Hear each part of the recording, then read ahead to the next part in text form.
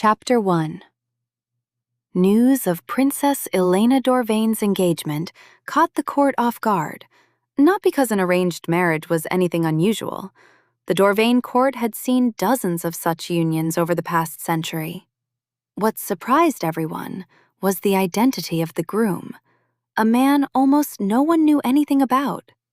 Lord Kairan Ashvale, the last surviving member of an old northern house whose lands bordered the kingdom of Dorvain along a narrow stretch of mountains.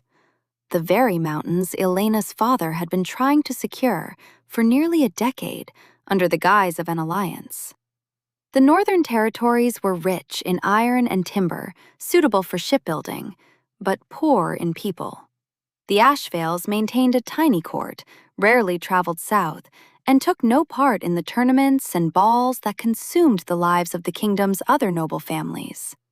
Court chroniclers, sent digging through the archives for anything they could find about the princess's mysterious future husband, uncovered very little.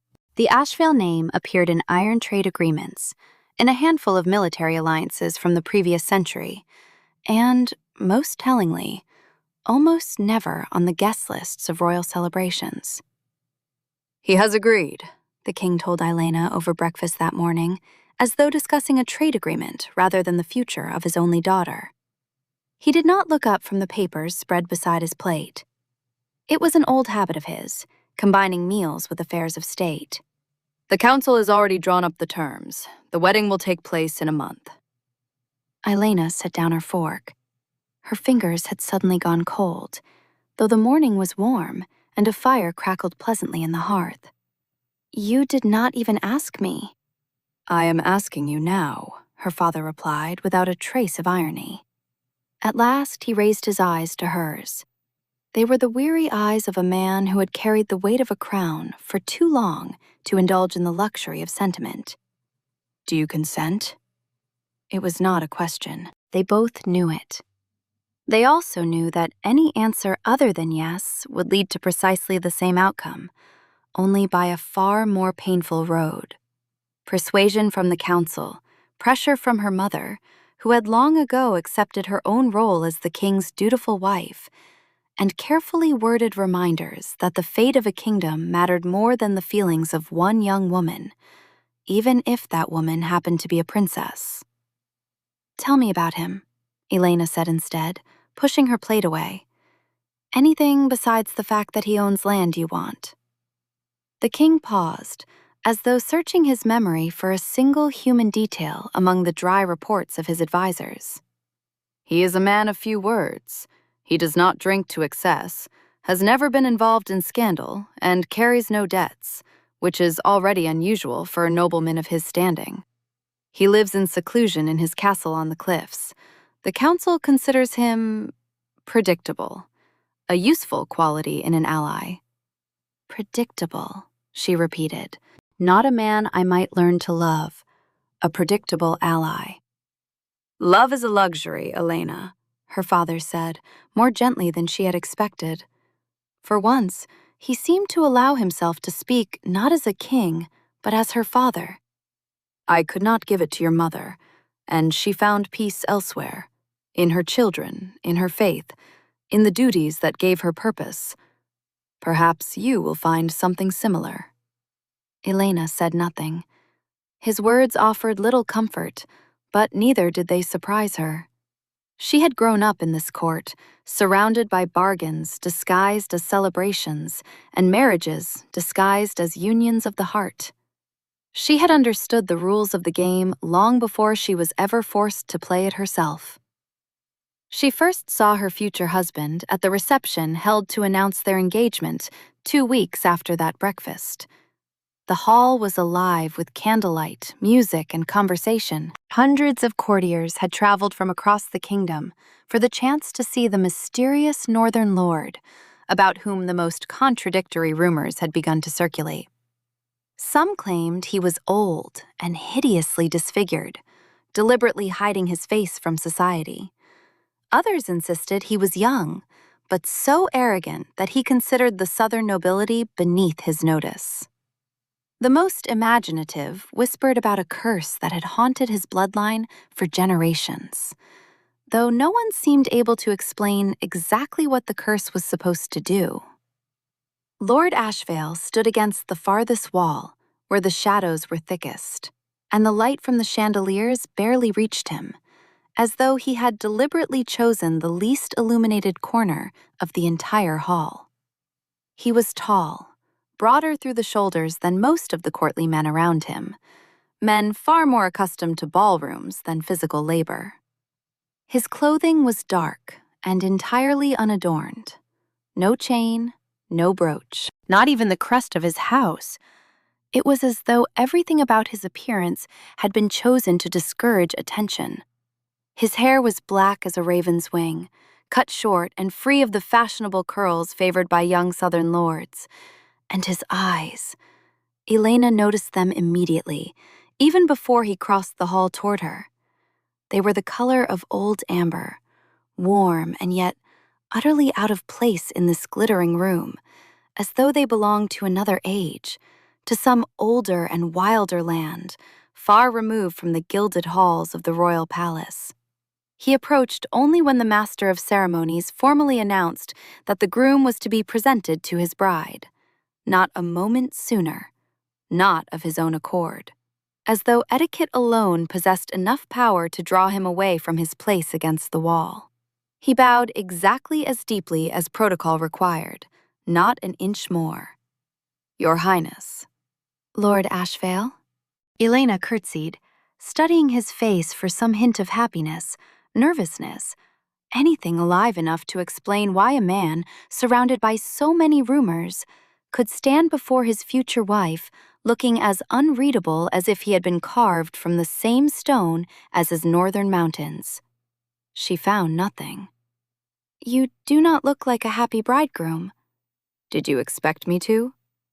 The bluntness of his reply caught her off guard far more effectively than the coldness she had expected after her father's warning about his supposed predictability.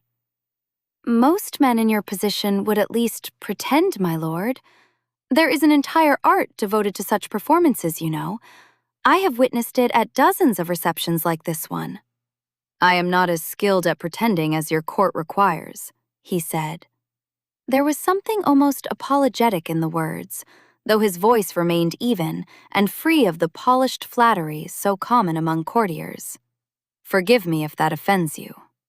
"It does not. In fact, it may be the only honest thing I have heard all evening." For the first time since the reception began, Ileyna allowed herself a genuine smile rather than the diplomatic one she had worn for hours. "Then tell me one more honest thing, since you have already begun. Are you pleased with this alliance, at least as much as a man might be pleased with a profitable bargain?" He did not answer immediately. It seemed he was considering just how far he could allow this unfamiliar honesty to go. "I do not make bargains with pleasure, Your Highness. I make them out of necessity." "And this one is necessary?" "All my bargains are necessary," he said quietly. There was something in his voice then, a weariness far too deep for a man of his age, that silenced her. Something shifted in his expression. Not quite a smile, but something close to one, fleeting as a shadow passing across his face before disappearing again. Then he bowed once more and retreated to his place by the wall, leaving Ileyna standing in the middle of the hall, wondering what she had said that had made him withdraw even faster. Had her question about happiness been too personal for a first meeting? Or had she touched upon something else entirely, something she did not yet know how to name? During the remaining weeks before the wedding, they saw each other only 3 more times. Each meeting was brief, formal, and observed by at least a dozen witnesses: advisors, ladies-in-waiting, servants moving back and forth with trays and instructions. Not once did Kairan touch her hand longer than etiquette required.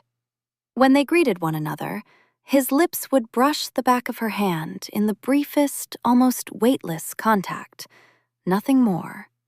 Nor did he ever remain alone with her for longer than a minute. The moment the master of ceremonies looked away, or the others became distracted by another conversation, Kairan would find some reason to excuse himself, usually citing matters concerning his estate that demanded his attention even here, far from his own lands.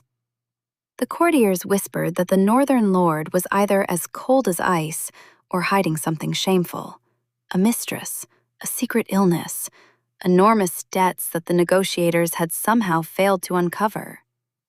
With every retelling, each theory gained new details until, by the end of the third week of their engagement, nearly everyone at court was convinced they knew the true reason behind the princess's strange bridegroom. Everyone except the princess herself.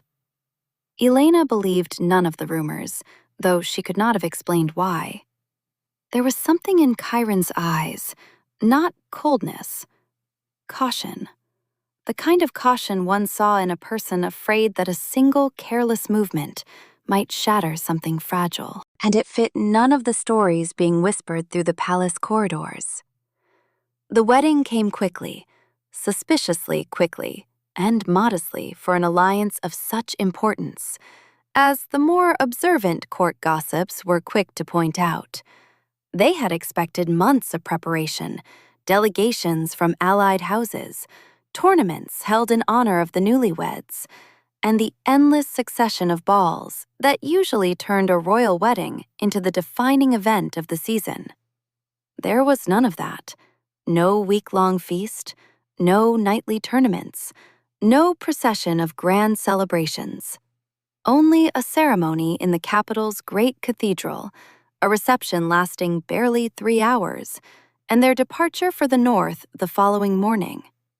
It was almost as though Lord Ashvale were in a hurry to take his new wife away from the court's curious eyes, before anyone could notice whatever it was he had worked so hard to conceal. At their wedding feast, Kairan Ashvale danced with Ileyna only once, the single ceremonial dance tradition demand of the newlyweds.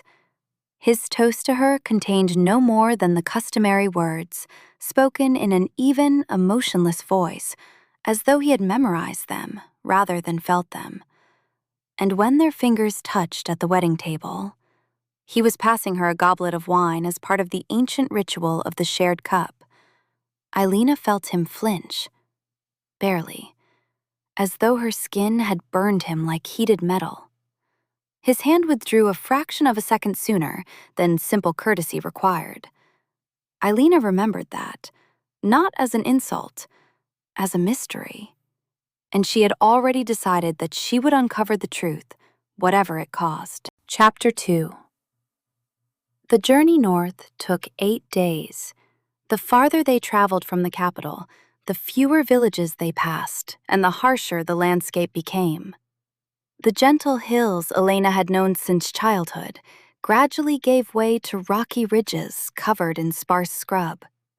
The forests thinned into low, wind-bent woodland, forever battered by the sea air, while the once paved roads became little more than rough dirt tracks.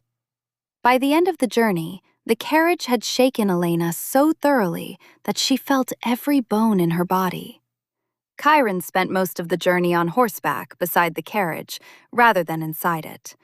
She caught only occasional glimpses of him through the window, usually his back, straight and tense, as though he kept himself under control with the same relentless discipline he used to hold his horse's reins. Whenever they stopped for the night at roadside inns, he invariably secured the best room for her and took the adjoining one for himself. Yet he never crossed the threshold of her chambers without knocking, and he never remained longer than necessary to make certain she was comfortable and safe. "You are remarkably considerate for a man who married out of necessity," she observed on the 4th evening of their journey, when he came, as usual, to ask whether she needed anything before retiring. "Consideration and affection are 2 different things, Your Highness," he replied. He remained at the threshold, as though some invisible boundary prevented him from taking another step into the room. "I am bound by our agreement to ensure your safety. That requires nothing from me beyond fulfilling my duty." "Do you always separate duty from feeling so carefully?" "I try to." There was something in that brief answer that sounded almost like a warning, one directed more at himself than at her. Ashvale Castle appeared on the horizon at sunset on the 8th day. Its gray silhouette rose from the cliffs against a crimson northern sky, as though the earth itself had forced it upward, rather than human hands having built it stone by stone. Perched on the edge of the precipice, biting into the rock as though it had grown from the cliff instead of being constructed upon it, the castle looked less like the ancestral home of a noble family and more like a fortress prepared to withstand an eternal siege. Its gray stone facade bore no decoration. Narrow windows resembled arrow slits. There were none of the gardens or flower beds Ileyna was accustomed to seeing around southern estates. There was only a bare courtyard, swept constantly by the sea wind. And far below the cliff came the endless roar of waves crashing against the rocks with such relentless regularity that Ileyna found herself thinking, these walls must remember the sound of the sea far better than they remembered human laughter. There are very few servants here, Ileyna remarked that first evening. Only one servant had met them at the gates, an elderly woman named Mora, whose face was kind but guarded. She now led Ileyna through narrow, poorly lit corridors toward the rooms prepared for her. "His lordship does not care for unnecessary people in the house, Your Highness," Mora replied evasively, adjusting the wick of the candle she carried before them. "It has been that way since his father's time, may the keeper rest his soul. The fewer eyes in a house, the fewer unnecessary questions." "What sort of questions?" Mora slowed for the briefest moment, as though deciding whether she should answer. Then she shook her head. "Forgive me, Your Highness. It is not my place to say. These are your chambers. I hope you will find them comfortable." Ileyna's suspicions proved correct. During her first week at Ashvale Castle, she counted barely 5 servants in a residence of such enormous size. There was Mora, who seemed to serve simultaneously as housekeeper and Ileyna's personal maid, an elderly stablemaster named Darn, nearly as taciturn as his master, 2 silent guards at the gates, who changed shifts every 24 hours, and a cook Ileyna never actually saw, only his food, simple but satisfying meals that arrived with impeccable punctuality. There were no advisors, no ladies of the household to keep her company, no relatives of her husband, no guests arriving for visits, as would have been customary in virtually any other noble house. "Where is your family, my lord?" she asked over dinner one evening. It was one of the rare occasions when Kairan actually joined her at the table, instead of sending his apologies through Mora, claiming some matter elsewhere on the estate required his immediate attention. "Dead," he replied, without looking up from the nearly untouched meal growing cold on his plate. "They have been for a long time." "All of them? Everyone worth mentioning?" "That is an unusual answer," Ileyna said carefully. She watched his fingers tighten around the stem of his wineglass. "It sounds as though there are people who are not worth mentioning, but who are nevertheless still alive." He looked at her then for the first time that evening, and she saw the same expression that had flickered across his face on the night they first met, a shadow of something carefully concealed behind his mask of courteous detachment. "There are things, Your Highness, that are better left unknown until the moment comes when knowing them becomes unavoidable." He paused. "Forgive my bluntness. I have no right to demand patience from you in this matter, but I ask it of you nonetheless." The conversation ended there.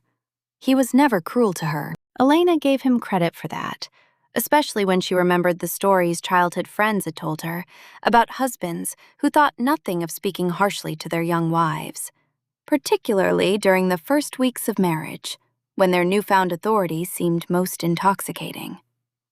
Kairan never raised his voice at her. He never made cutting remarks at her expense. He never humiliated her in front of the servants, however rarely those servants happened to witness their conversations. Instead, he behaved like a man carrying a cup filled to the very brim across a narrow, uneven bridge, terrified of spilling even a single drop. Careful, distant, maintaining constant, almost exhausting control over his every movement. He never entered her chambers without knocking, even when the door stood partly open and he could clearly see her sitting by the window with a book. He never touched her, unless absolutely necessary. And when circumstances did require it, when, for example, he offered his hand to help her down the steps into the courtyard, slick with frost from the sea air, his touch was so brief, so flawlessly polite, that she barely had time to register the warmth of his palm before he released her. As though holding on for even a moment longer might cause something she could not yet understand. She noticed other things as well. How he avoided remaining alone with her in the same room any longer than necessary, always finding some excuse. Letters requiring replies, estate accounts requiring inspection, to leave her company without seeming rude. Yet invariably, before their conversation could become more personal than the weather or the condition of the roads.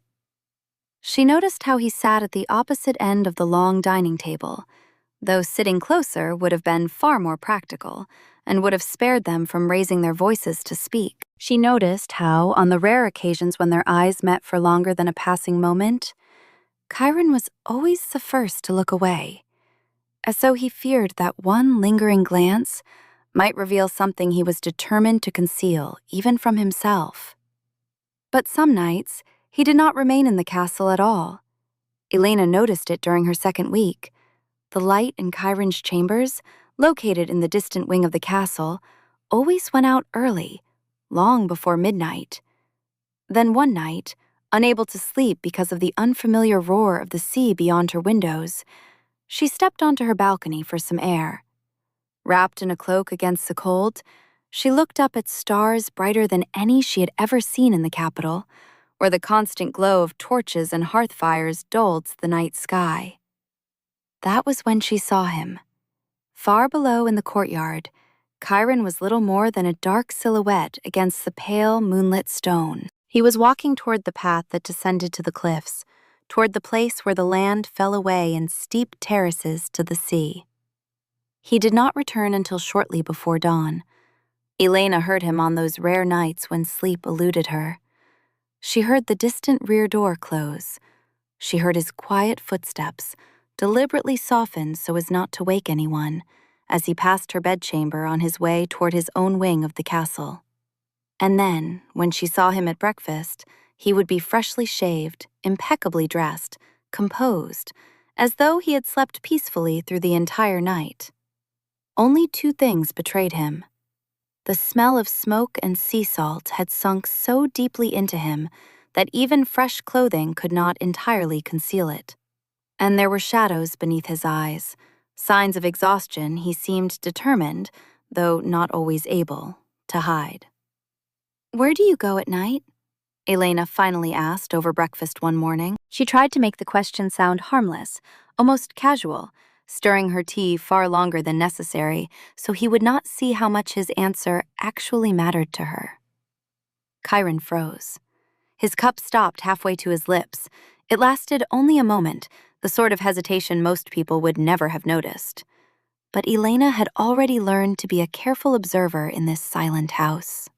"Estate business," he said at last. He lowered the cup onto its saucer with excessive precision. "At night?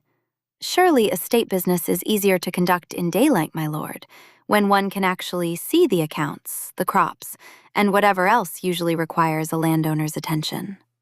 Some matters are better handled when no one is watching." For the first time since the conversation began, something entered his usually calm, restrained voice. A warning. Or perhaps a silent plea to let the matter rest. The answer was so evasive that it bordered on rudeness. Ileyna felt something stir inside her, halfway between hurt and the wounded pride of a princess, accustomed to more respectful treatment, even from the coldest members of court. But then she noticed his face, the faint tension around his eyes, the almost imperceptible tremor in the hand reaching once more for his cup. And she understood. This was not rudeness, nor was it disregard for her position. It was fear. He was afraid she would ask again. Far more afraid than any man should have been of an ordinary young wife's curiosity about her husband's affairs. So she did not ask again. At least, not that day.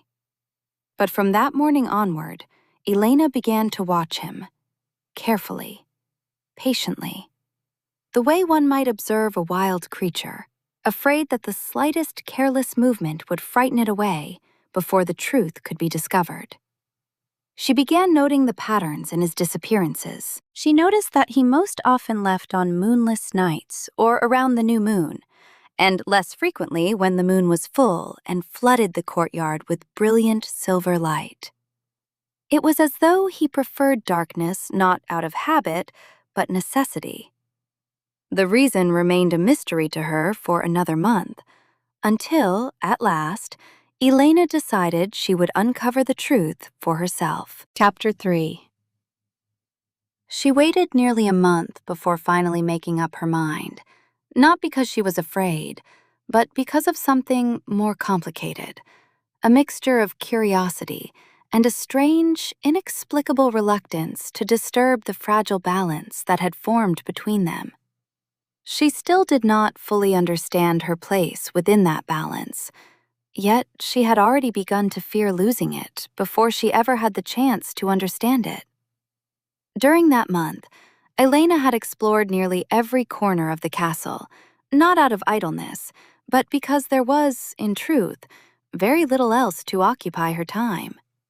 There was the library, its upper shelves thick with dust, apparently inherited from generations of Ashvales before Kairan, a modest collection of ballads and chronicles from the northern lands.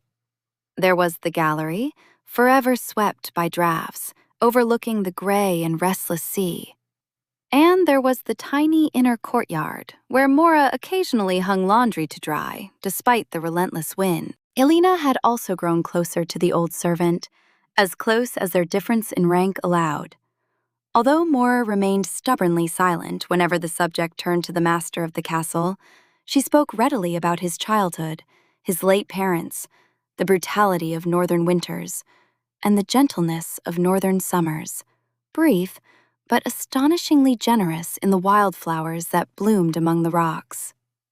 His lordship was an unusual boy, Mora admitted one afternoon as she mended linen in the warm kitchen, where Ileyna had begun wandering more and more often in search of company she could not find in the cold ceremonial halls. Too withdrawn for his age. His father was exactly the same, if truth be told. All the Ashvales are like that. They keep too much inside, as though they fear the whole world might fall apart if they say one word too many. What exactly are they afraid of, Mora? The servant merely shook her head and blamed her age and failing memory. By then, Ileyna had learned to recognize the answer for what it was. Not forgetfulness. Caution. The same caution she saw in Kairan's eyes. The night she finally decided to follow him was moonless, perfect for remaining unseen, and terrifying for exactly the same reason. The narrow path descended along the cliffside beside an almost sheer drop, swallowed in darkness. Ileyna wrapped herself tightly in a dark traveling cloak chosen specifically because it would not draw attention, and stepped carefully across stones made slick by the constant damp of the sea. She followed her husband at a respectful distance. Most of the time, she could barely make out his silhouette. The only thing guiding her was the faint glow of the lantern he carried. He never looked back, as though he were completely certain he was alone. The descent took longer than Ileyna had expected. The path twisted between boulders, plunging sharply downward before climbing again along narrow shelves of rock. More than once, she nearly lost her footing, catching herself against jagged stone to keep from falling into the darkness below, where the roar of the surf grew louder with every step. By the time the path finally brought her to the caves at the base of the cliffs, where the sea crashed against black rocks and explosions of white foam, Her heart was pounding less from exertion than from a growing, inexplicable sense of foreboding. At the entrance to the largest cave, a faint glow visible somewhere within, she stopped. She hid behind an outcropping of stone and looked inside, holding her breath so tightly that she almost feared the beating of her heart alone might betray her. What she saw was not human. The creature nearly filled the entire cavern. Every curve of its enormous body seemed to brush one wall or another. Its scales were the color of dark bronze, catching shades of copper and deep gold wherever the light from a single torch, wedged into a crack in the stone, fell across them. Its wings were folded along its body, each one as large as the sail of a small ship. The leathery membrane stretched between the bones trembled faintly, as though the creature breathed not only with its chest, but with its entire body. A long neck rose to a head crowned with ridges of bone that ran all the way down its spine. And its eyes. Ileyna noticed them the moment the creature turned toward the weak light. Those eyes. The same eyes that had looked at her across the wedding table. The color of old amber, unblinking, inhuman, and horrifyingly familiar. She should have screamed. Later, when she remembered that night again and again, Ileyna could never fully explain why she had not. Why her legs had not carried her back up the slippery path toward the castle, toward the warmth of the hearth and the familiar logic of the world she understood. Something inside her, despite every sensible instinct urging her to run, did not freeze in terror. It froze in recognition, as though a truth she had sensed dimly for weeks, in the cold corridors of the castle, in his unblinking amber eyes over dinner, in the smell of smoke embedded in his clothing, had finally taken shape. A shape too enormous and impossible to frighten her in the way it should have. The dragon lifted its head before she fully realized that she had betrayed herself. Her breathing was too loud, too quick in the silence of the cave, broken only by the steady thunder of the sea outside. Leave. The voice rolled through the cavern, too deep to belong to any human throat, echoing off the stone walls, and yet it was unmistakably his, the same timbre, the same careful restraint she had heard at breakfast and dinner for the past month, only now magnified through something entirely inhuman. Please, leave while I can still say this calmly, Ileyna. She did not move. Her fingers dug into the cold stone of the outcropping behind which she had been hiding. Kairan? His name left her lips in a trembling whisper, barely loud enough to be heard. Speaking it aloud seemed to shatter the final barrier between what she was seeing and what her mind still refused to accept as real. The dragon recoiled toward the far wall.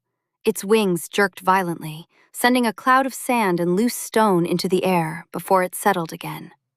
Do not come any closer. For all the monstrous power in his voice, power that seemed capable of bringing the cavern roof down with a single roar, Ileyna heard something unmistakable beneath it. Panic. Real, unguarded panic.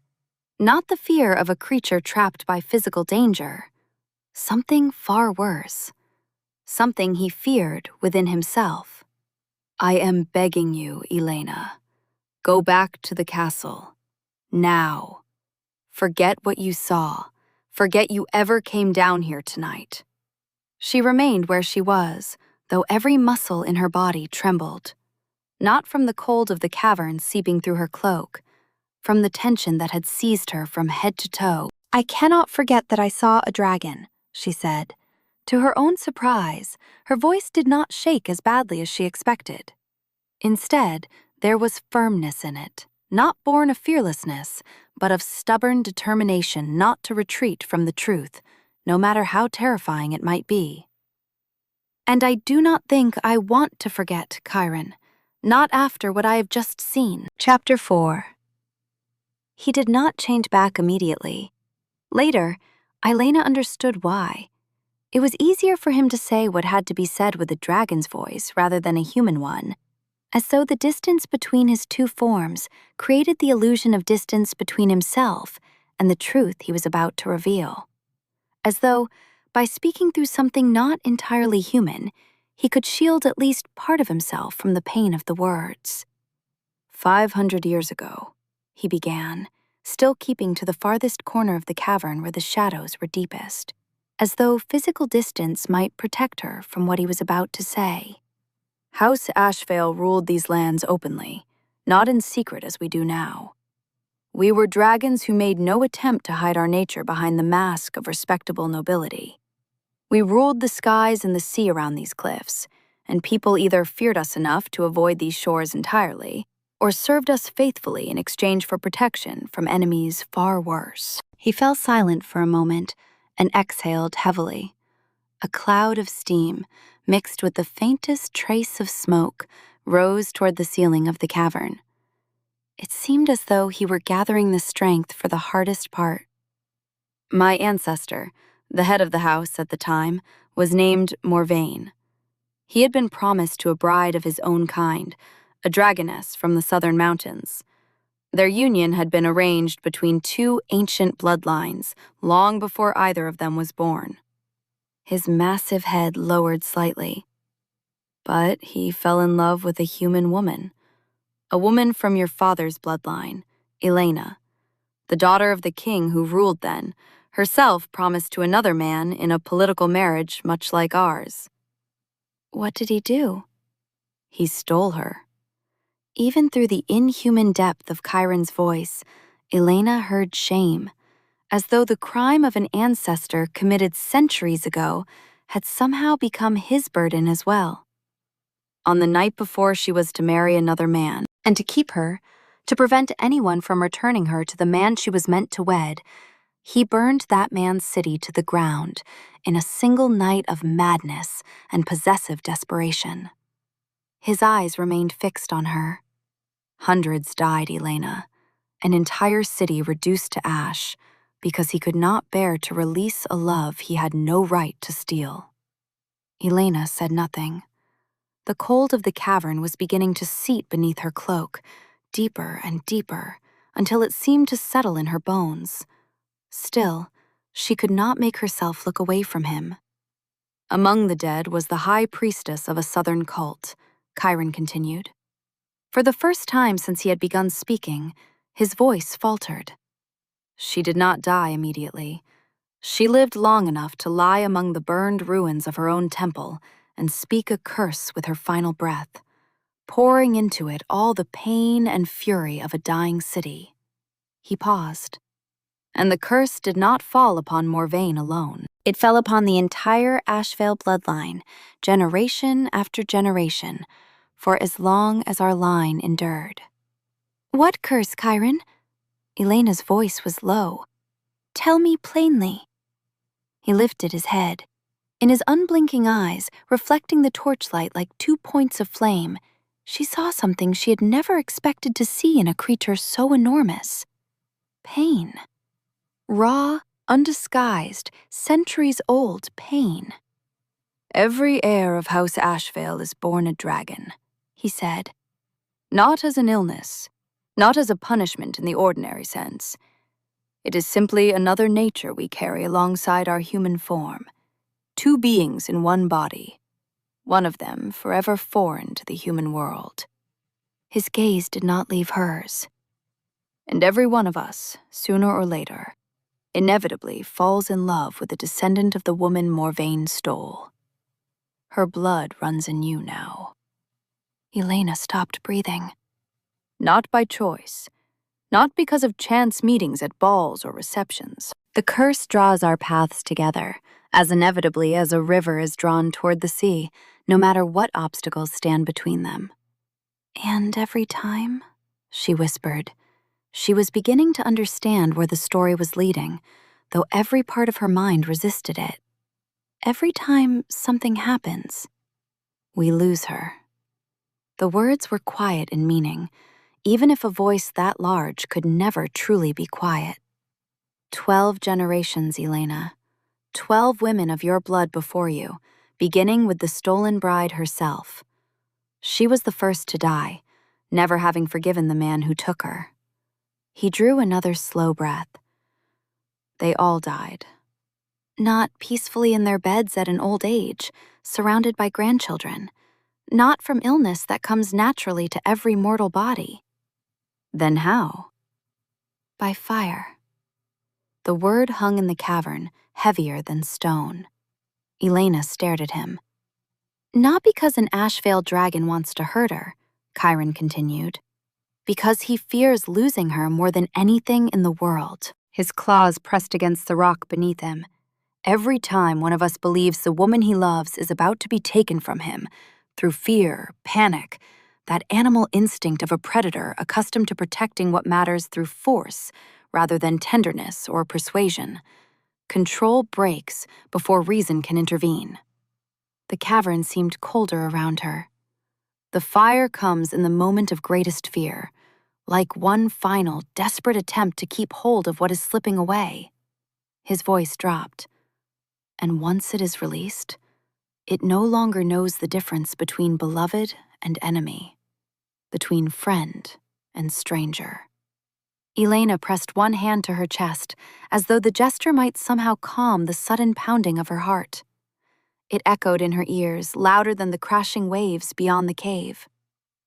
"That is why you have been avoiding me all this time," she said. "Every dinner, every corridor, every time you stepped away. That is why I agreed to this marriage, even though it was forced upon me by your father's will and the threat of war over the disputed lands." He spoke more steadily now, but the strain in his voice remained. "My house is too small to survive such a war." He lowered his head again. "But once I agreed, I refused to let myself look at you longer than etiquette demanded. I thought, perhaps foolishly, but it was the only hope I had, that if I never allowed myself to feel anything for you, the curse would never fully awaken." His wings shifted faintly behind him. "That I might protect you in the only way left to me. By remaining a stranger, distant, almost indifferent, no matter what it cost either of us. You never wanted this marriage." "I tried to refuse it," he admitted. There was exhaustion in the words, not merely the exhaustion of years, but of centuries of inherited history. "Your father's advisors made the choice perfectly clear. This alliance, or war over the mountain territories my house could not defend for more than a season." He paused. "For reasons you are probably beginning to understand." Ileyna remained silent. "I had no formal grounds to reject such an offer without appearing disloyal to the crown. No visible reason that would not force me to reveal what my family had hidden for generations. So I accepted." His eyes met hers again, hoping I could keep enough distance between us that the curse would never recognize in you the blood it has been seeking for centuries. "Never recognize me?" "I was not certain it was you." His voice softened, and somehow that confession carried more vulnerability than everything he had told her before. "The portraits your father sent before the negotiations, our first meeting at the engagement reception. I felt only a vague unease, something at the edge of awareness." He looked away for the first time. "I told myself it was merely resentment toward a marriage forced upon me, that it had nothing to do with anything deeper." Then he looked back at her, long and full of remorse. "Only now, seeing you here in this cave, standing in front of me instead of fleeing in terror as any sensible woman would." He stopped, and when he spoke again, the anguish in his voice was unmistakable. "Now I understand with perfect, unbearable clarity what kind of disaster I have been condemned to repeat." Chapter 5. She took a step forward, even though every instinct screamed at her to do the opposite, to turn and run back up the slippery path toward the warmth and safety of the castle, toward a life where dragons and curses did not exist, where the only worries were the dull but predictable ones of an ordinary political marriage. "Don't come any closer," he warned, retreating as far as the cavern would allow, pressing his enormous body against the far wall, hard enough to send small pieces of stone trickling from the ceiling. "Why?" she asked, pausing for a moment, not so much out of obedience as to give herself time to absorb everything she had just heard. "Because I don't know where the line lies between feeling and panic," he said honestly, and the full measure of his despair was contained in that honesty.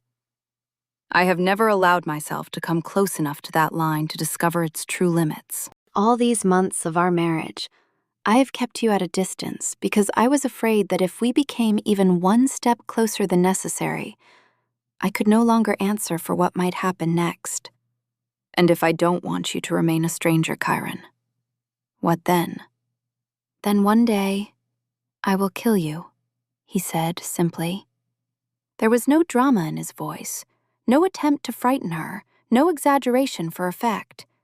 He spoke like a man stating an inevitable fact. "Not because I want to, not because I choose to. The fire will come on its own, at the moment when I am least able to contain it, perhaps in a moment of tenderness, perhaps in a moment of danger.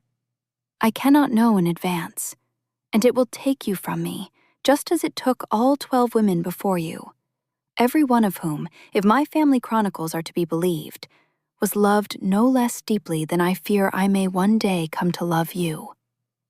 She moved closer, close enough to stand within arm's reach of his scaled face. Heat rolled from his body in waves, like a furnace burning deep within him, refusing to cool even in the damp chill of the cavern. "What if the curse is waiting not for love, but for fear?" she said slowly. She chose each word with care, remembering what he himself had said about panic, not feeling itself being the cause of the tragedies before her. "The 12 women who came before me. What if every one of them was afraid of you, Kairan? Not necessarily enough to run the first night, but somewhere deep inside. What if none of them ever truly trusted what you became under cover of darkness?" His great head shifted slightly. "Perhaps the fire comes not because you feel too much, but because at the crucial moment, each of them pulled away. Maybe only by a glance, maybe by one step backward. Maybe they did not even realize they were doing it." Her voice grew steadier. "And perhaps that retreat, that single shadow of doubt, was enough to make you believe you were about to lose them, enough to trigger the panic." Kairan went utterly still. For a moment, he looked as though he had been carved from stone, like one of the gargoyles perched on the southern cathedral. Something changed in his unblinking eyes. Not agreement, but not rejection either. More like the shock of a man being asked to look at an ancient wound from an angle he had never once considered. "You cannot know that for certain," he said at last. But for the first time, his voice no longer carried the absolute certainty of a man convinced of his own doom. "No," Ileyna agreed. "I can't." She drew a slow breath. "No one alive can truly know what happened 500 years ago. None of us can know what was in the hearts of women whose lives now survive only in a few dry lines of family chronicles." She held his gaze. "But I do know one thing, Kairan. I am not going to retreat simply to test whether my theory is right." His eyes narrowed slightly. "I am going to stay, not because I feel no fear, but because I see no other way to learn the truth about the two of us, except through trust instead of running away." He remained silent for a long time. To Ileyna, that silence seemed longer than an eternity, and somehow it contained more words, more confessions than everything they had said to each other during the entire night. "You don't understand what you're asking for," he said finally. There was pain in his voice now, mixed with something else, something dangerously close to the first fragile trace of hope, a hope he seemed afraid even to acknowledge. Then explain it to me more clearly, my lord. I am prepared to listen all night if necessary. I am asking you. No, I am not asking. I am warning you. His claws scraped faintly against the stone. You are standing before a monster, knowing perfectly well that it could kill you with one careless breath of flame. You are not a monster, she said firmly. There was no trace of false bravery in her voice, none of the theatrical fearlessness people sometimes used to hide terror. Only conviction. Quiet, hard-won conviction born in that very moment. You are a man, or a dragon. I no longer know which word is more accurate for what is standing in front of me. A faint breath of smoke escaped him. But you are not a monster. She stepped no farther, but neither did she retreat. You are carrying someone else's guilt and someone else's curse on your shoulders.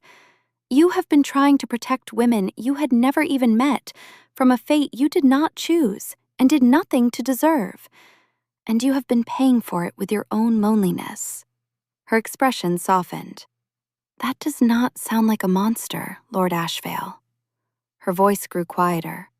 It sounds like the loneliest and most undeservedly cruel fate I have ever heard of in all my years at a court filled with tragedies far smaller than yours, yet mourned far more loudly. Kairan turned his head away, as though her words caused him physical pain, sharper than any blade. And in that strangely human gesture, performed by a body so utterly inhuman and incapable of familiar expressions, Ileyna saw the same thing she had glimpsed at the wedding table when he still wore a man's face. Not coldness, never coldness. Fear. Fear hidden for too long beneath the mask of polite indifference. The fear of a man who, after years of isolation, had forgotten how to trust anyone, including himself. I don't deserve that kind of trust, Ileyna, he whispered. His dragon's throat was not made for whispering, yet somehow the words still sounded painfully quiet. Not after everything I just told you. Let me decide what you deserve, she replied, more gently than she had spoken at any point during the entire difficult conversation. It seems to me that is the only thing I've been asking for since the beginning of our marriage. Chapter 6. She did not leave the castle, though he begged her to the following morning. Kairan was human again, pale and exhausted after what had clearly been a sleepless night spent in the cave.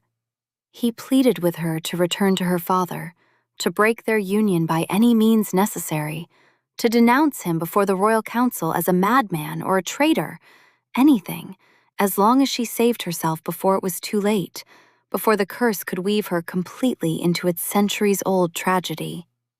I will not run, she repeated, standing in the middle of his study, where he had summoned her early that morning.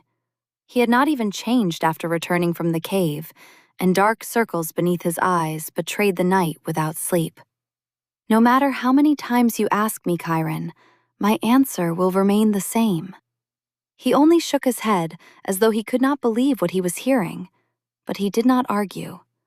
Perhaps he finally understood that further persuasion was useless against her stubbornness. Or perhaps, as Ileyna would later come to suspect, somewhere in the deepest, most wounded part of his heart, he was relieved that she had stayed, even if he would never have admitted such weakness aloud. That morning marked the beginning of a new, unspoken agreement between them, one that formed naturally, without any lengthy discussion of its terms. She would not demand more from him than he was ready to give, but neither would she abandon her decision to remain beside him, learning the truth gradually, one step at a time, rather than fleeing from it and hiding behind comfortable ignorance. She began visiting the cave every evening. At first, she disguised the trips as evening walks along the cliffs, something unlikely to arouse suspicion among the castle's few servants. Before long, however, she stopped hiding the true purpose of her visits, even from Mora. To Ileyna's surprise, The old woman reacted with far less shock than expected. She merely nodded knowingly. From that day onward, a warm cloak and a small lantern appeared beside the servants' entrance every evening, waiting for Ileyna. Mora never explained, and Ileyna never asked. In the cave, she would sit near Kairan's scaled side, not close enough to touch him at first, but near enough for him to see clearly that she was not afraid. She did not recoil. She did not hide a tremor in her voice. Sometimes she read aloud from the old ballads she found in the castle's modest library. Stories of seafarers and lost kingdoms, of love that survived centuries of separation. There was something strangely prophetic in those ancient tales now, as though words written generations ago somehow echoed their own impossible circumstances. Other evenings, she simply told him about her day. A letter from her father, filled with the usual court gossip. A new dress Mora had sewn for her from fabric sent from the south. The storm that had raged over the sea the night before. And Kairan would listen. His enormous body curled around the dying fire he had kindled, with a restrained breath of flame before her arrival. He often kept his eyes closed as she spoke, as though he feared that any movement, any careless sound, might reveal just how deeply attached he had already become to the sound of her voice, echoing beneath the cavern roof. Sometimes she asked about his childhood.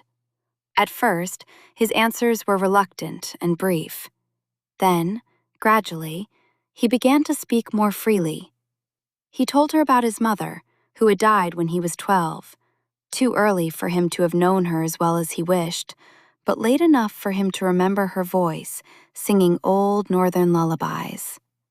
He told her about his father, stern and sparing with words, who had taught him to control his transformations long before Kairan fully understood why such control mattered. And he told her about a youth spent in almost complete isolation within the castle walls, without companions his own age, without the ordinary joys of childhood, because every visiting guest and every unfamiliar face in the house represented a risk his family could not afford.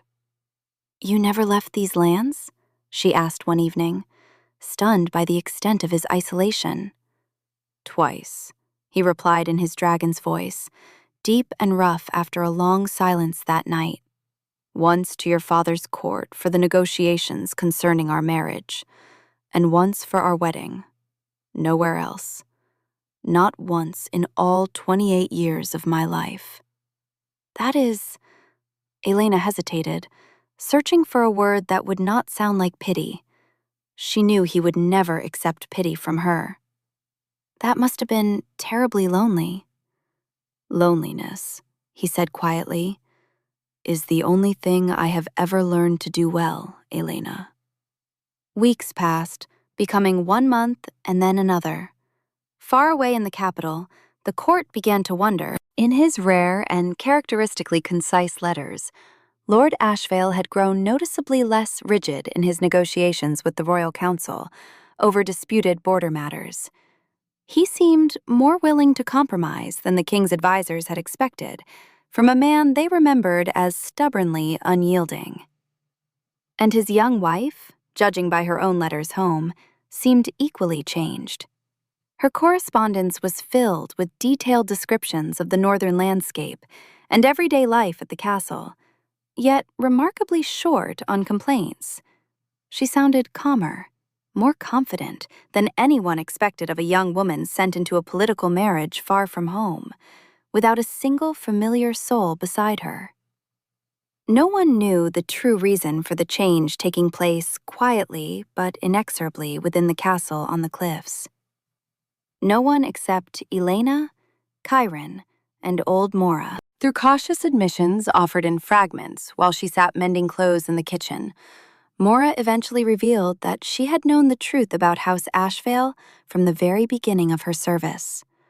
The secret had been passed down to her by her own mother, who had once served the previous generation of the family. And so, beyond the three of them, no one in the known world suspected what was truly happening. Ileyna began to notice the distance between herself and Kairan changing. Not merely the physical distance, but the invisible, almost tangible tension that had kept them apart since their first meeting in that crowded hall at the royal palace. One evening, the autumn wind struck the cavern walls with particular ferocity, forcing its way through cracks in the rock as a thin, piercing whistle.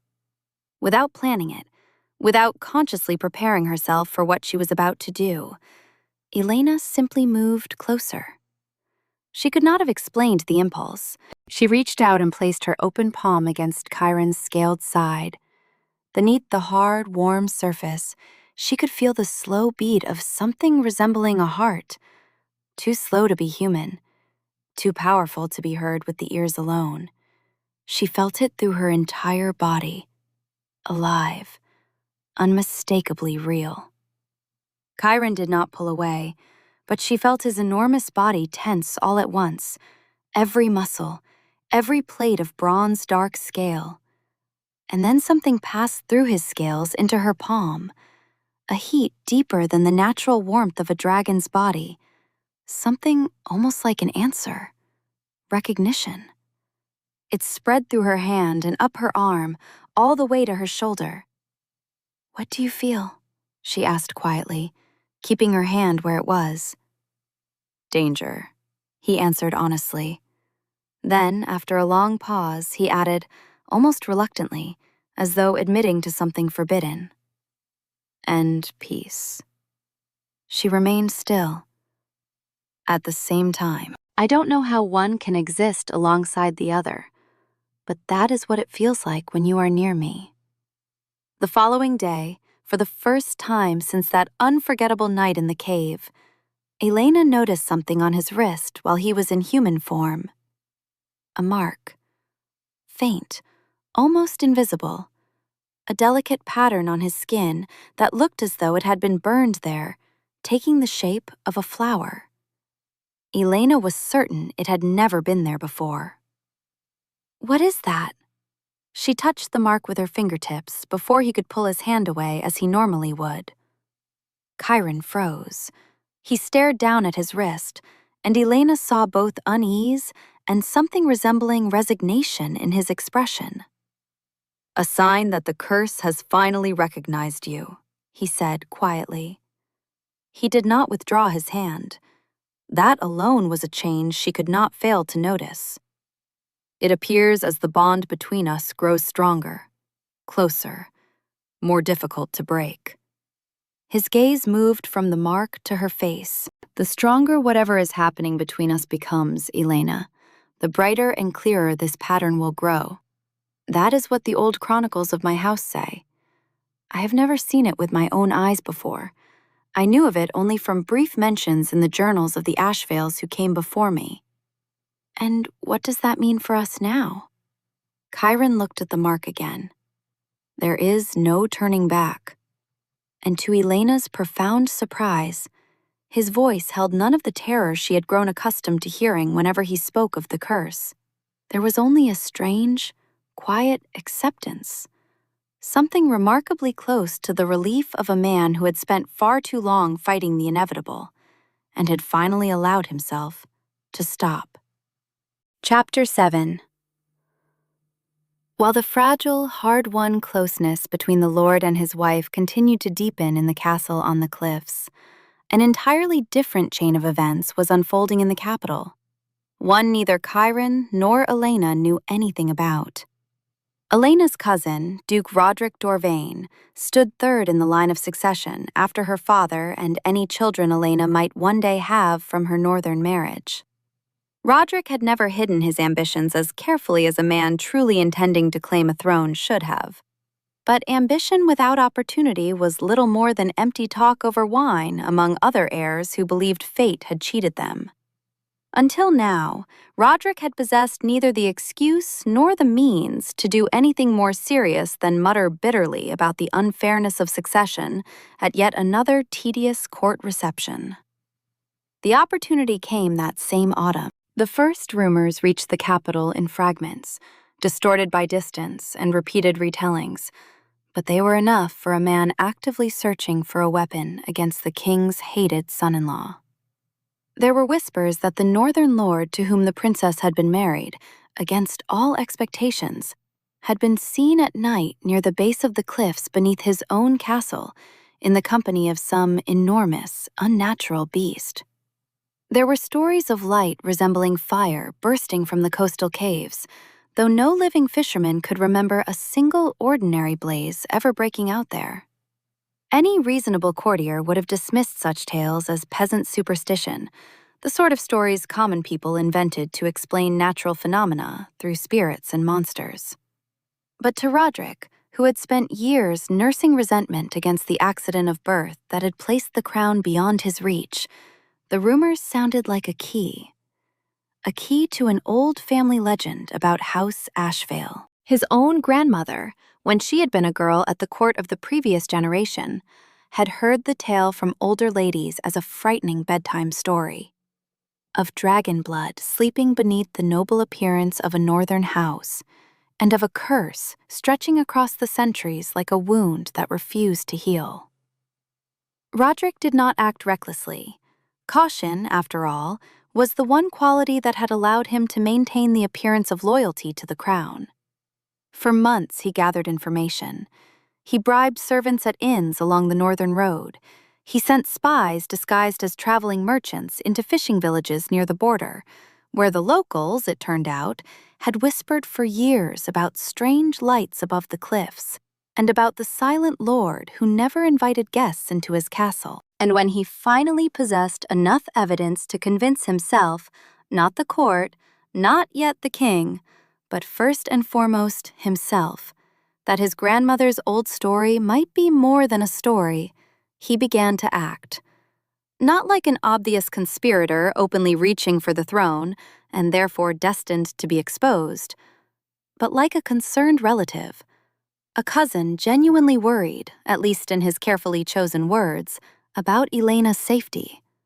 A man who wanted nothing more than to help the king save his only daughter from the monster his own advisors had unknowingly chosen as her husband. "Your Majesty deserves to know the truth, however bitter it may be," Roderick told the king during an audience late that autumn. Every word had been carefully chosen and rehearsed before a mirror in his own chambers. "I have received information from reliable sources suggesting that Lord Ashvale conceals something monstrous beneath the appearance of a respectable northern nobleman."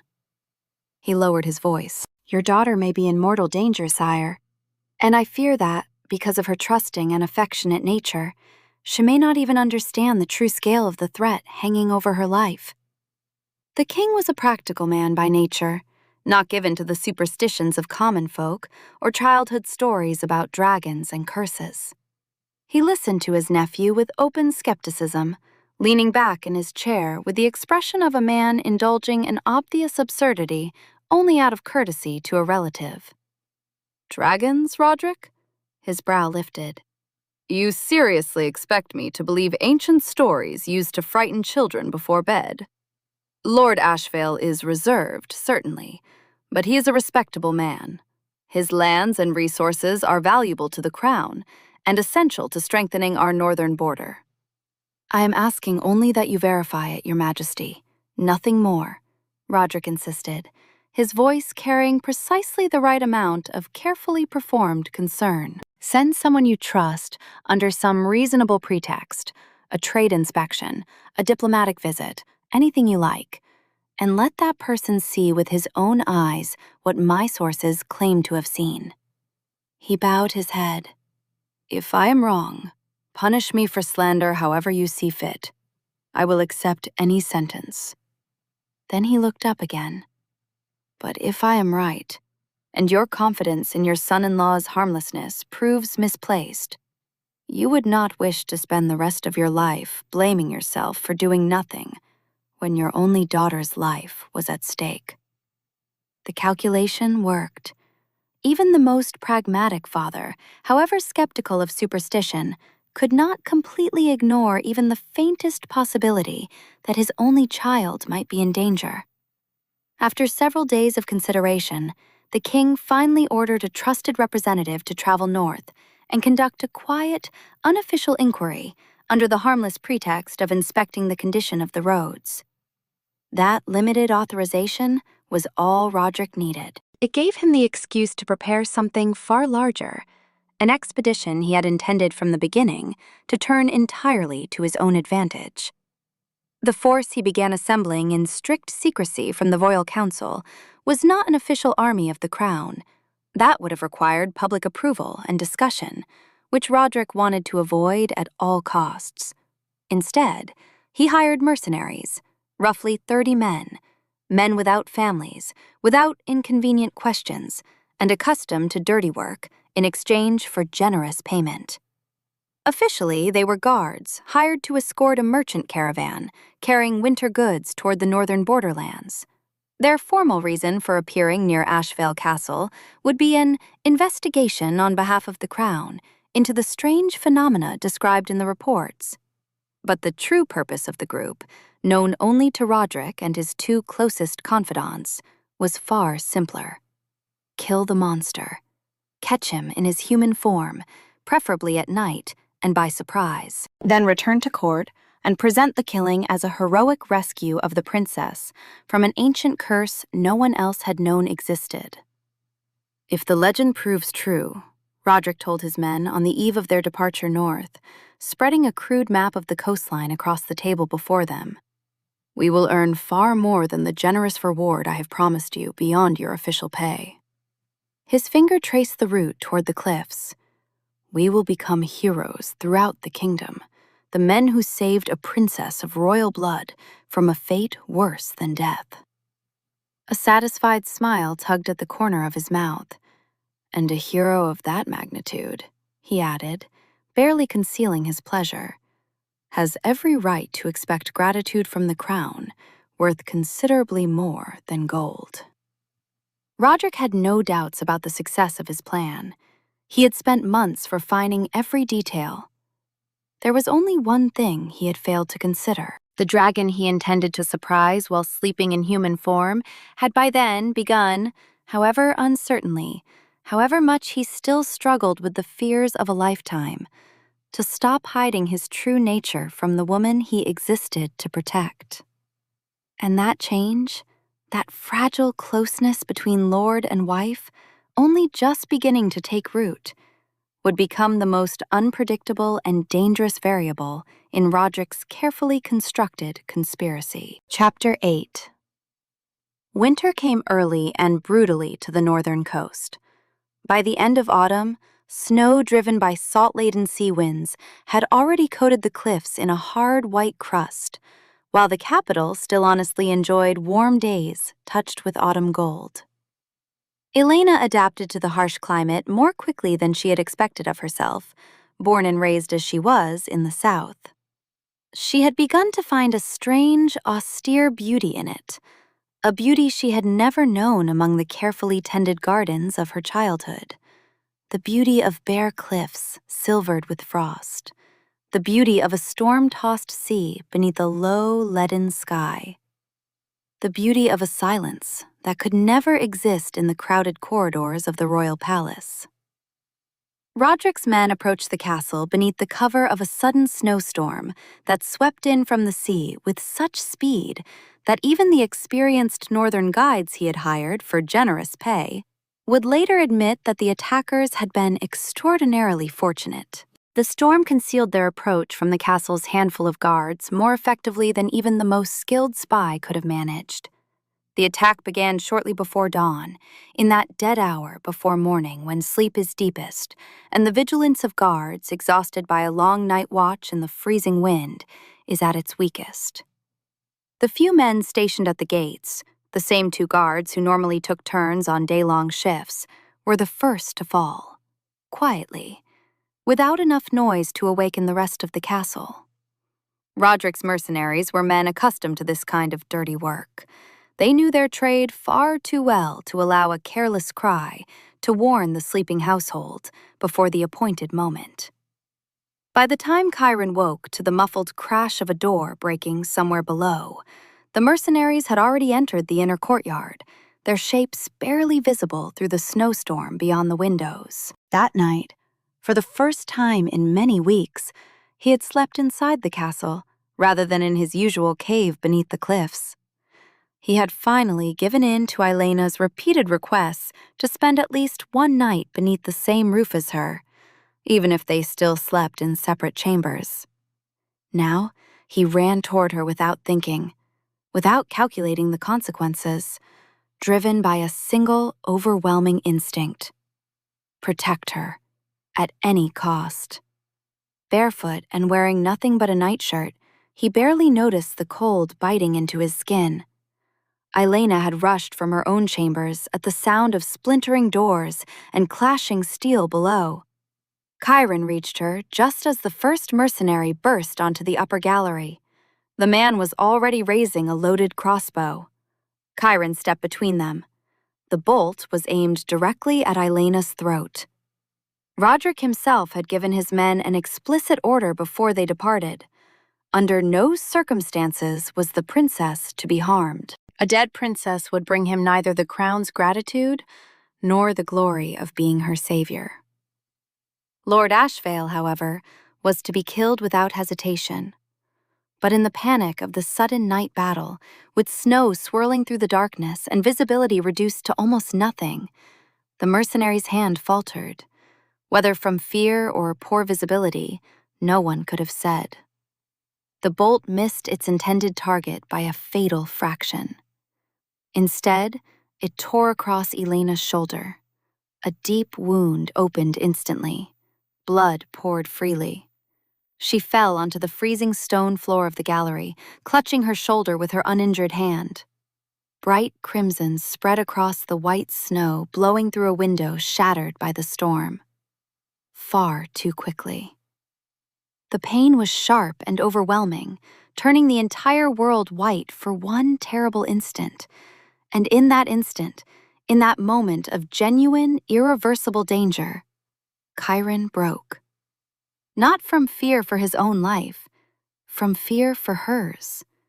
Fear of losing her. The very fear 500 years of the Ashvale curse had prepared every dragon of his bloodline to experience from birth. For the first time in all the months they had spent together, after a lifetime of carefully constructed self-control, Kairan failed to restrain the transformation, and he transformed in full view of everyone. The castle, the mercenaries frozen in sudden horror, and Ileyna herself lying on the cold stone as pain and blood loss began pulling her toward unconsciousness. The change came faster than anything she had witnessed before. One moment, a man stood before her in a hastily thrown-on nightshirt. The next, his body expanded with terrifying speed. Fabric tore apart. Muscle and scale replaced human flesh as his form grew enormous within the narrow gallery. One massive shoulder smashed through the stone balustrade as though it were brittle plaster. And then came the fire, almost immediately. But not as the old family chronicles had described it. Not as blind, indiscriminate fury. Not as an all-consuming inferno that destroyed everything in its path without distinguishing friend from enemy. The mercenaries had formed a tight ring around the fallen Ileyna. Kairan turned toward them and breathed fire. A single directed blast of devastating heat struck the attackers surrounding her. Yet Ileyna remained untouched at its center, bleeding into the snow, surrounded by flame. Alive. The heat scorched her exposed skin badly enough to raise blisters, and the roar of the fire left her stunned and half-deafened. But the flames did not consume her. For the first time in 500 years, an Ashvale dragon had lost control because he feared losing the woman he loved, and somehow, against everything the curse had promised, he had not burned her. Chapter 9. She saw him standing over her, engulfed in his own flames as though he were burning from within, every plate of his scales reflecting the crimson glow of the fire. He was protecting her, not threatening her. His wings were spread wide, as though he were trying to shield her from the entire world at once. But in his unblinking eyes, fixed on her through smoke, snow, and ash, Ileyna saw no triumph over the enemies he had defeated in a matter of moments. She saw absolute, primal terror, a fear far greater than anything she had ever seen in him before. "Kairan," she whispered, reaching toward him with her uninjured hand. Pain and blood loss were pulling her toward unconsciousness. Her voice broke, barely audible beneath the crackling flames and the howl of the wind. He recoiled. Later, when she relived those moments countless times in her memory, she understood his reaction far better than she had then, dazed by pain. He had seen more than his victory over the mercenaries who had either fled or fallen where his fire found them. He had seen how close the flames had come to her, how impossibly, unthinkably close. Mere inches, a fraction of a second, separating protection from murder, salvation from the fulfillment of the curse he had feared for so long, carefully measuring every step he took around her. He had held the fire at the very edge of control, a breath away from catastrophe. But that edge, that impossibly thin line between life and death, had proved so fragile that the mere knowledge of its existence shattered something inside him. The memory of how close his flames had come to her defenseless body was enough to break something that had been held together by little more than sheer willpower. Months of discipline, months of restraint, months spent carefully building the fragile trust that had only just begun to strengthen between them. Before Ileyna could say another word, he took flight, before Mora, awakened by the screams and chaos, could reach the gallery. His wings swept downward with such force that they sent a whirlwind of snow across the courtyard. The surrounding flames twisted wildly beneath the blast of air, some of them extinguished entirely. His enormous form rose into the leaden pre-dawn sky and disappeared so quickly that her eyes could barely follow it. For a few moments, only a trail of smoke remained behind him, slowly dissolving into the snowstorm. Then even that vanished, and an eerie, deafening silence descended over the ruined, blood-stained courtyard, where a battle had been raging only moments before. Mora was the only one among the castle's few servants to emerge from the sudden night attack physically unharmed. Those who had not fallen to the mercenaries during the first and bloodiest moments of the assault had hidden in cellars and storerooms, trembling in terror. Several long minutes after Kairan vanished into the pre-dawn sky, Mora found Ileyna unconscious in the snow, which was stained with blood and mixed with ash. Forgetting both her age and her usual composure, the old servant rushed to the princess. She tore strips from her own underskirt and fashioned them into a makeshift bandage, pressing it firmly against Ileyna's wounded shoulder to stop the bleeding. Then she shouted for help, calling out to the few survivors who dared emerge from hiding after realizing that the attackers had either fled or were dead. The wound was serious and bleeding heavily, but fortunately nothing vital had been struck. A healer was urgently summoned on horseback from the nearest fishing village, despite the raging snowstorm. After examining Ileyna, he assured the frightened Mora and the few surviving servants that the princess would recover with proper care, rest, and provided the wound did not become infected, but a deep scar would most likely remain, a reminder of that night for the rest of her life. Kairan did not return that day, not while the survivors cleared the ruined courtyard and buried the dead. He did not return the following day either, when Ileyna was still too weak to rise from her bed and drifted in and out of a restless, feverish sleep, repeatedly calling his name. And he did not return during the long, agonizing week that followed. By then, news of the attack and Lord Ashvale's mysterious disappearance had reached the capital, distorted through countless contradictory retellings. The royal court was thrown into a state of turmoil unlike anything it had experienced in years. Chapter 10. Ileyna recovered from her wound more slowly than she would have liked.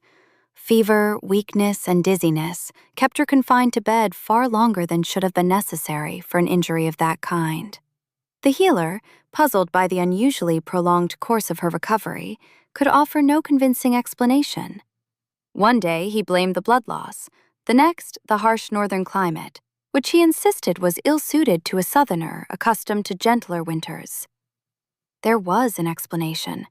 It simply was not a medical one, and certainly not the kind any court physician would have taken seriously. A mark had appeared on Ileyna's wrist.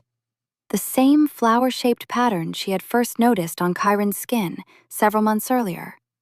At first, it had been faint, barely visible, but with each passing day of her illness, it grew clearer, unmistakably identical to his own mark, as though reflected in a mirror. The bond Kairan had spoken of that first night in the cave, the bond strengthened by every moment they spent drawing closer, every evening shared beside the fire, every touch, was far more deeply mutual than either of them had ever suspected. Then the dreams began. They were not ordinary fever dreams, confused and fragmented visions born from pain and illness. These were different, clearer, persistent, and frighteningly consistent from one night to the next. She saw ruined stone walls covered in moss and ancient snow. She heard the sea, but not the sea beneath Ashvale Castle. This one was wilder, more violent, raging against the shore with a fury unlike anything she had ever known. And above all, she felt pain. Not her own, someone else's. Sharp, overwhelming, unbearable. It pulled at her from somewhere far to the north and west, beyond the edges of any map of the kingdom she had ever seen. The ruins of the old nesting grounds, Mora said one evening. Ileyna was still weak, though by then she could sit upright in bed for long periods. She had described the recurring dreams to the old servant, in the hope that Mora might understand what they meant. Mora set aside the sewing that had occupied her hands beside Ileyna's bed. When she spoke again, her voice was quieter than usual, as though she feared even the castle walls might overhear. Far to the north, Your Highness, where Morvain, the first Ashvale, burned the city of his beloved's intended husband all those years ago. Ileyna stared at her. The city from the story? Mora nodded. The place has been cursed ever since. No one lives there. The people of those lands will not even go near it. Entire generations have taken longer roads simply to avoid passing through those ruins. She looked down at her folded hands. My lord told me about the place once, when I was still a girl and had only just begun serving this family. He was very young himself then. His father had only recently told him the terrible truth about what he was. Ileyna's fingers tightened around the blanket. Do you think he is there now? Mora was silent for a moment. If he was running from himself, Your Highness, from his own horror over what nearly happened that night, then I can think of no place in this world more natural for a wounded soul to flee than the place where all of this began. She reached out and took Ileyna's uninjured hand between her wrinkled palms, a familiarity that would once have been unthinkable between servant and princess, but which weeks of shared fear had made entirely forgivable. Where pain returns, so too does the one who carries it. The healer and the few advisors who remained at the castle after the attack were united in their opposition when they learned that Ileyna intended to search for her missing husband. Her wound was nowhere near fully healed. The road north was barely known and poorly marked on any map. Winter travel in those lands was dangerous even for strong, experienced travelers, let alone a woman weakened by injury and fever. Her father's response was even more absolute. After receiving an urgent letter describing the attack and his son-in-law's mysterious disappearance, the king sent back a categorical order. Ileyna was to return to the capital immediately, under heavy guard, far away from the monster. After hearing the testimony of the surviving servants, even the king, who had once dismissed Roderick's claims with open skepticism, could no longer deny that the creature existed. Ileyna ignored them all. "You don't understand," she told Mora 10 days after the attack, as she packed what little she intended to take with her. She was still pale, still unable to stand for long without support, but the determination in her eyes left no room for argument. "I can feel where he is."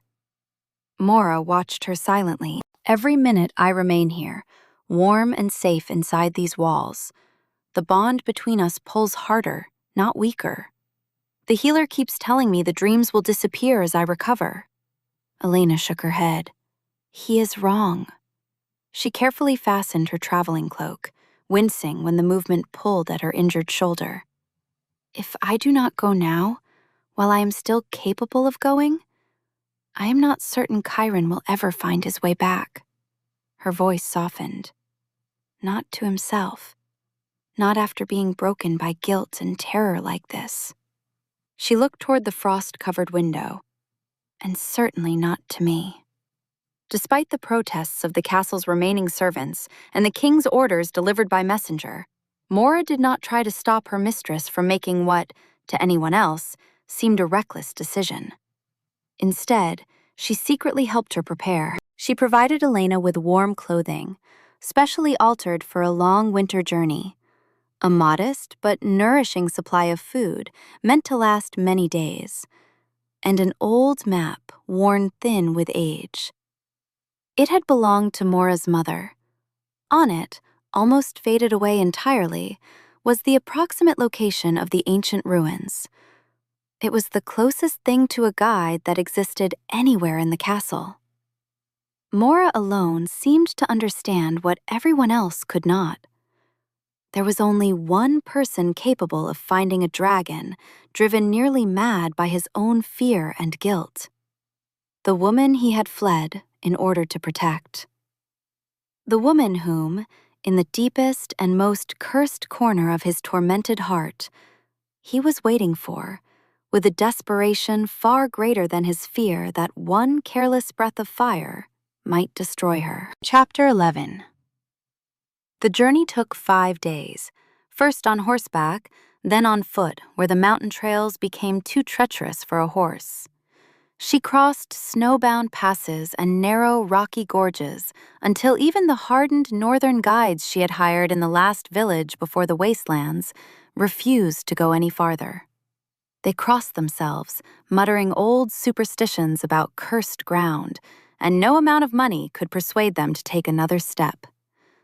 Ileyna continued alone for the final day. By then, she was following Mora's worn map less than the strange pull beneath her skin, the same warmth she had once felt in the cave beneath Ashvale Castle. Only now it seemed to guide her as clearly as a compass needle pointing north. The ruins finally appeared at sunset on the 3rd day of her solitary journey. Blackened stones, scarred by an ancient fire, rose from beneath moss and snow.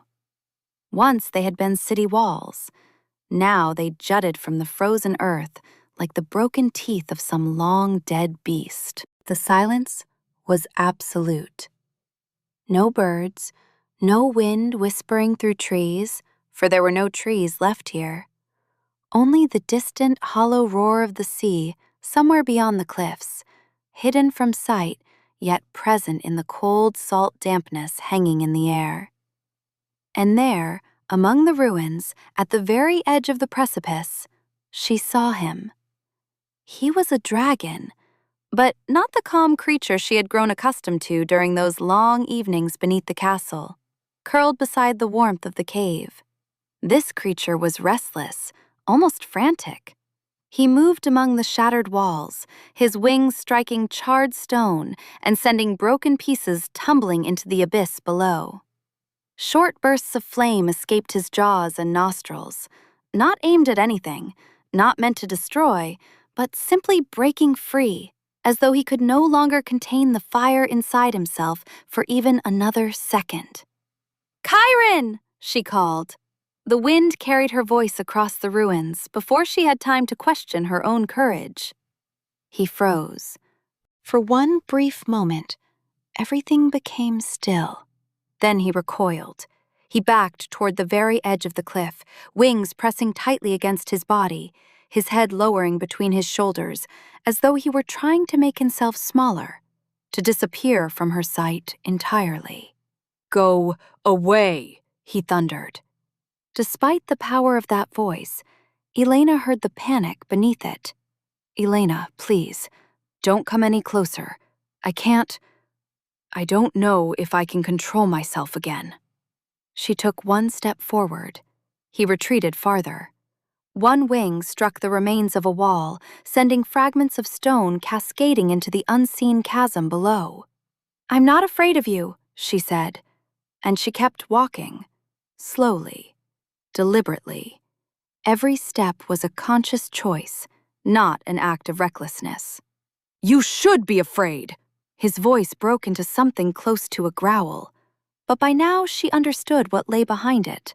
Not anger, desperation. "You saw how close I came that night." Another fraction of a second, another moment of panic, and I would have burned you along with them. "I cannot promise it won't happen again, here, now, if you come any closer." "I know you won't hurt me," she said firmly, never stopping. "How can you possibly know that?" Flame burst from his throat, not toward her, upward. A column of fire tore into the empty sky, as though it were the only way he could release the terror consuming him without risking harm to her. "Because I watched you every evening for months," she said. At last she stopped only a few steps away, close enough to feel the heat radiating from his enormous body through the freezing air. "I watched you control yourself, even when every part of you was fighting against it.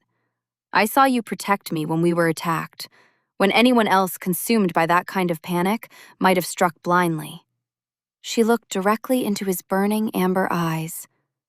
"You are not a monster, Kairan." "And what if that isn't enough?" he whispered. Somehow, despite coming from a dragon's throat, the words were almost impossibly quiet. And in them, she heard all his pain at once. "Then we'll find out together," she said. "But I'm not going to find out from a distance, Kairan." She took another step. "I know you can do this." And another. "I know it as surely as I know my own name." She took the final step. Now she was close enough to touch him. Kairan did not retreat. There was nowhere left for him to go, trapped between her and the edge of the cliff. But she could see every muscle in his enormous body trembling with the effort not to pull away, not to lash out in some instinctive attempt to protect her from the very thing he feared most, himself.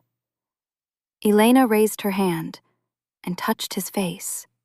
Her palm rested where the hard scales softened around his nostrils, the very place from which flames had erupted only moments before. The heat beneath her hand was almost unbearable. She did not pull away. "I'm here," she whispered, "and I'm not going anywhere." For several heartbeats, nothing changed. Then she felt it. The trembling running through his body began to fade. Slowly. So slowly that no single glance could have captured the change, yet unmistakably enough for her to feel it beneath her palm. The terrible heat began to lessen. A moment before, his skin had felt like metal pulled directly from a forge. Now it cooled gradually, wave by wave, each surge of heat weaker than the one before it.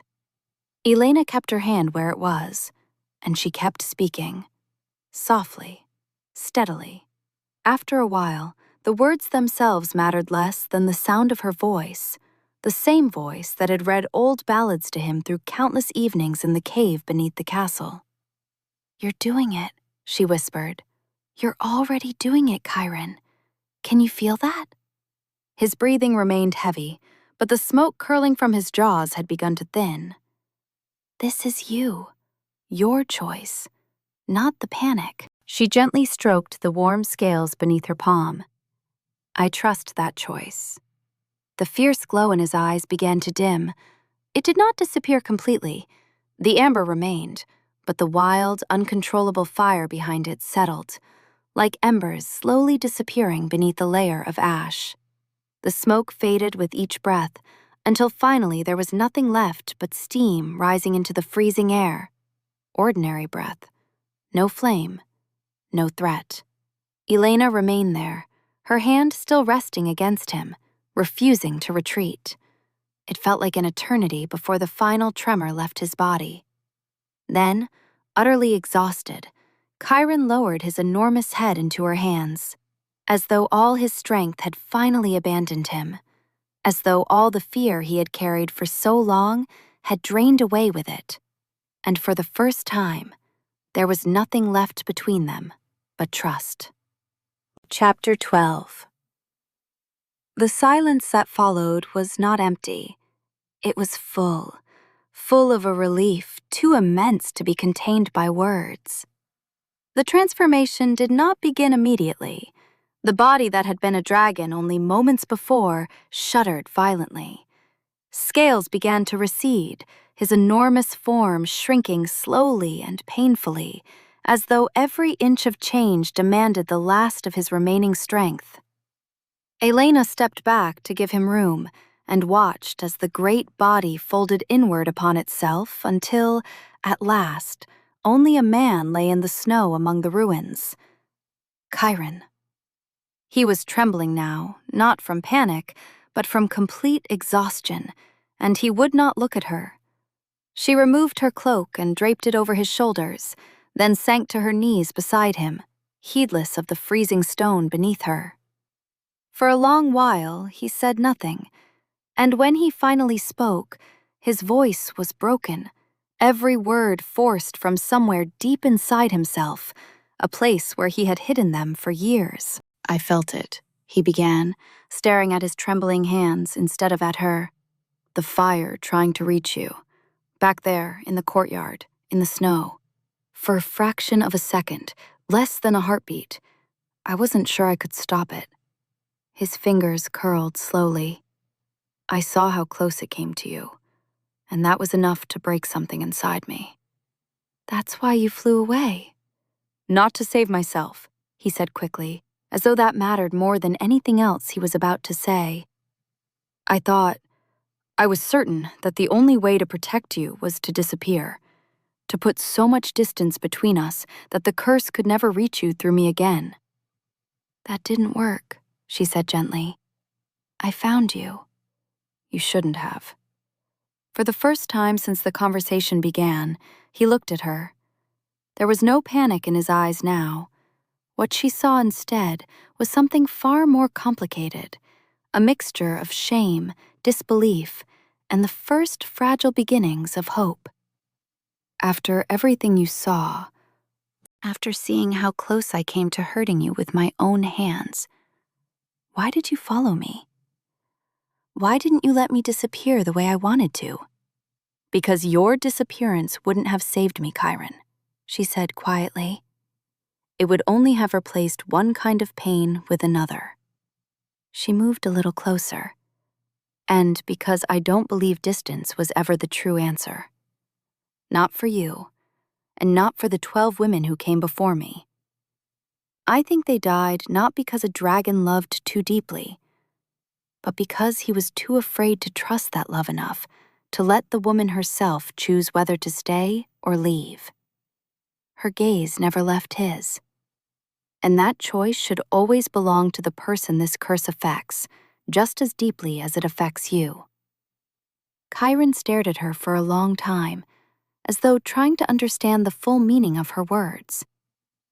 "I won't decide for you anymore by pushing you away," he finally said. It sounded less like a promise than an acknowledgement of a change that had already taken place.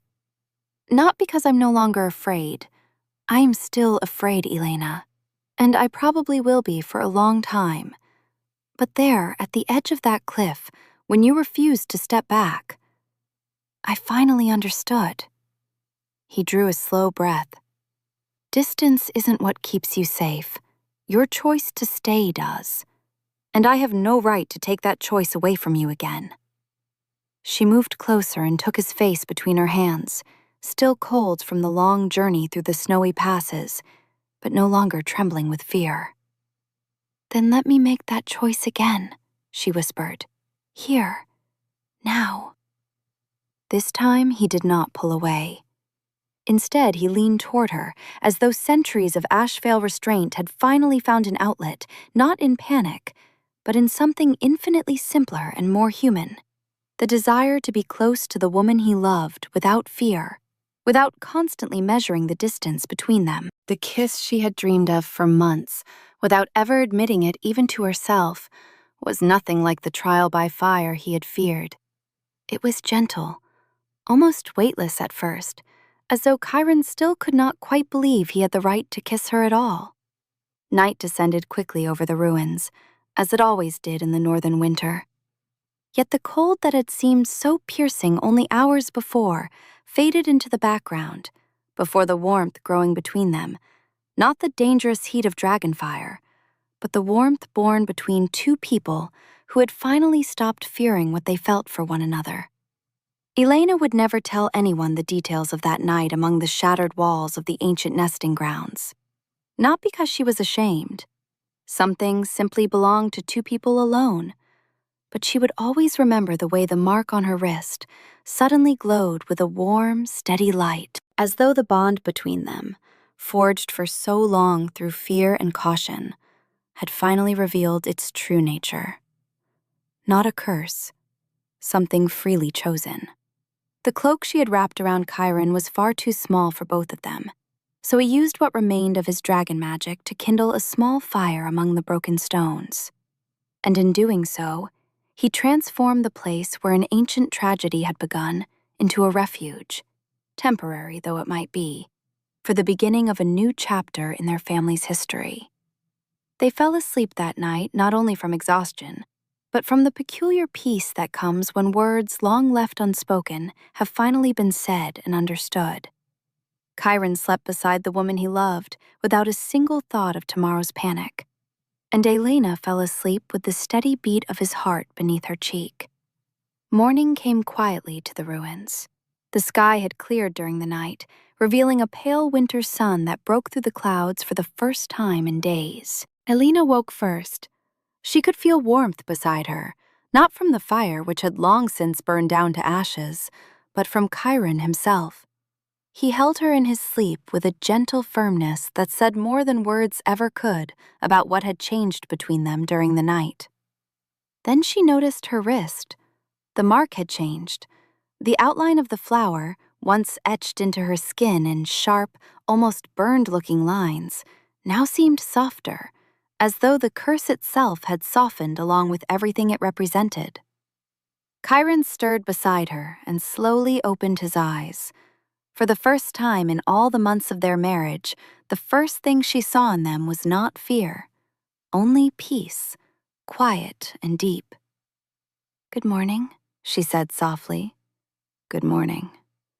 Two simple words, spoken in his ordinary, steady human voice, and yet there was more tenderness in them than in every carefully measured courtesy he had ever offered her before that night. Kairan lifted her hand and studied the mark as closely as she had moments earlier.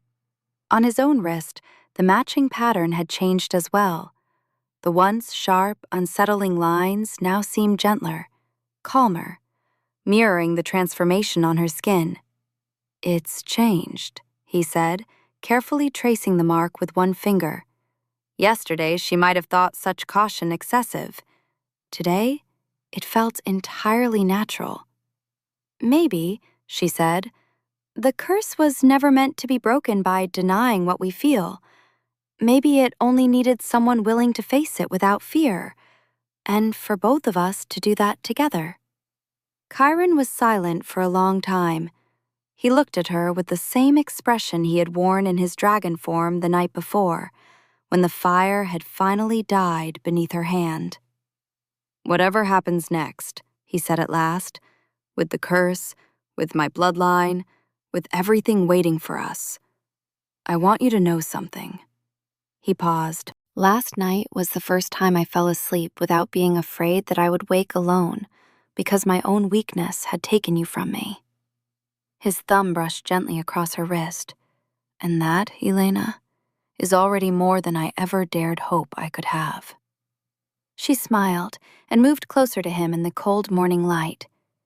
Around them stood the ruins where an ancient tragedy had begun. But something else had begun there now.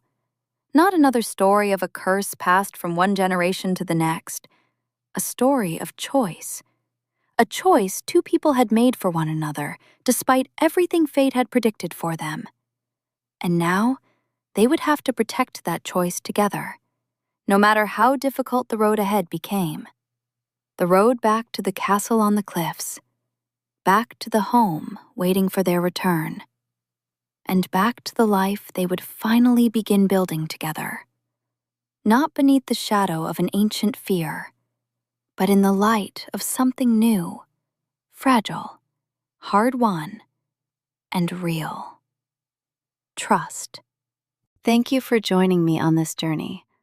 I hope this story brought you warmth and touched your heart. And what would you have done in Ileyna's place? Would you have been able to trust someone who carried within him the power to destroy you? Or would the fear of the flames have been stronger than the call of your heart? Share your thoughts in the comments.